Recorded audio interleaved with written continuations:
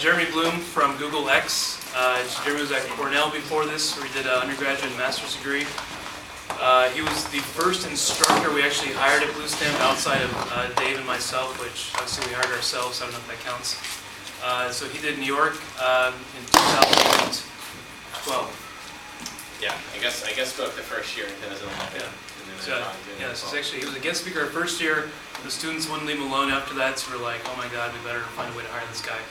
So we did. He did an amazing job for us, and then finished his graduate degree at Cornell, and is now living here, working on some amazing projects, some of which he'll actually tell you about.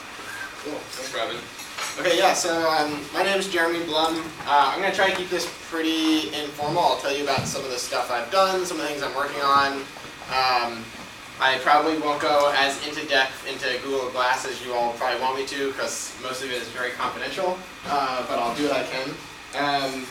At any point, please interrupt me, ask me questions. You don't have to raise your hand, just shout it out. All right, let's make a conversation. So cool, so I want to kind of focus on what I call Eng plus art, engineering and art. One of the things that I do in my day job a lot is I'm an electrical engineer by trade, but I work with all kinds of different people, industrial designers, product designers, marketing, software, all that kind of stuff. And the part that I like most about what I do is getting to interact with people with different backgrounds from myself, who aren't just electrical engineers or just technical. That's my favorite part, and I think it's really important to making a good product, especially a consumer product like glass. So that's what I want to focus on today. I'll give you some examples of ways that I've done this, and some lessons I've learned, and things like that, and I'll tell you a bit about my background. Cool, so here's a quick rundown, I guess. So you guys already know I wrote this book because I sent one to all the Bluestamp classes. I think, yeah, I wrote you guys a message. Has anyone read the message? What does it say? What does it say? I don't remember. It was really long, but it said like It's long. something about Okay. I totally don't remember writing this at all. To the Bluestamp instructors and students, there are three kinds of people. Those who watch wonders happen, those who make wonders happen, and those who wonder what happened. Which one will you be? So there's some food for thought. Since you guys are all here, I think you guys are hopefully the people who want to make wonders happen. That's what engineers do. So, like Robin said, my background's Cornell University. I did their undergrad and master's there in electrical engineering, so I was there for a total of 5 years. Did lots of stuff while I was there. I won't go into all of those things. Some of them are on here. One of the biggest things that I did while I was there was start a sustainable design organization. So we've built net zero houses around the world. Nicaragua, a school in South Africa, a couple places in upstate New York where Cornell is. We've done educational workshops all over the country and around the world, teach students about sustainable architecture and how that plays into engineering and design and all of those things too. So I started that group, Cornell Sustainable Design, my sophomore year, and it's still very strong at Cornell. It's the largest undergrad student organization there now, and they do tons of great work, teach lots of people, and it was really important to me because, like I was just saying, the interdisciplinary stuff, getting to work with people with backgrounds different from myself.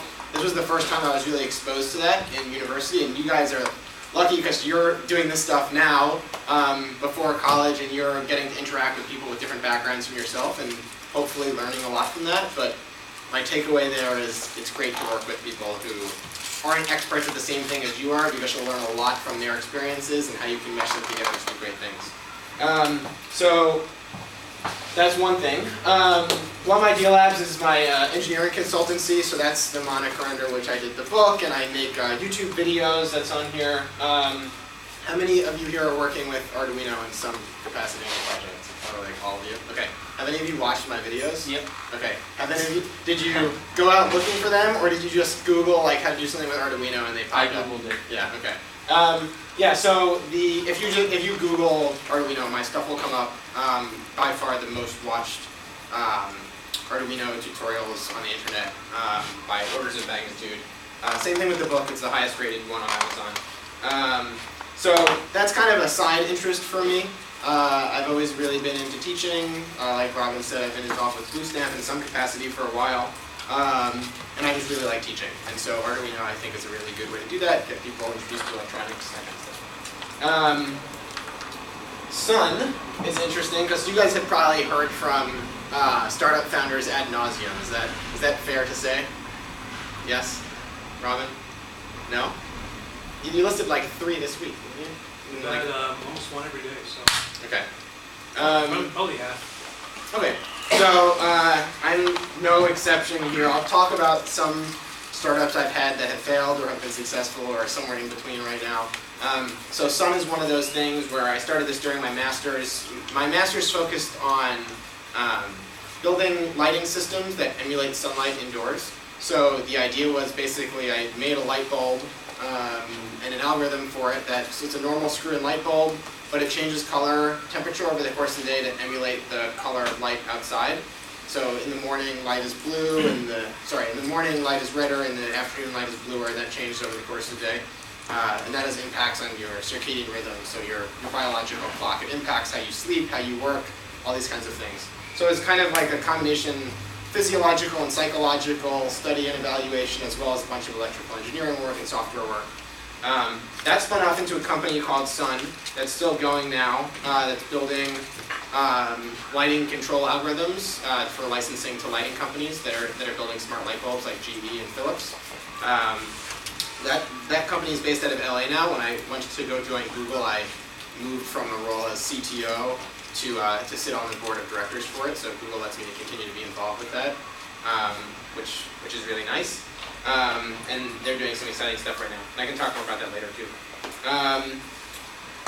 Before I was out here, I was in New York. For a few years, I worked at MakerBot. Who here is familiar with MakerBot? So for those who aren't, who here is familiar with, is anyone not familiar with 3D printing? Okay.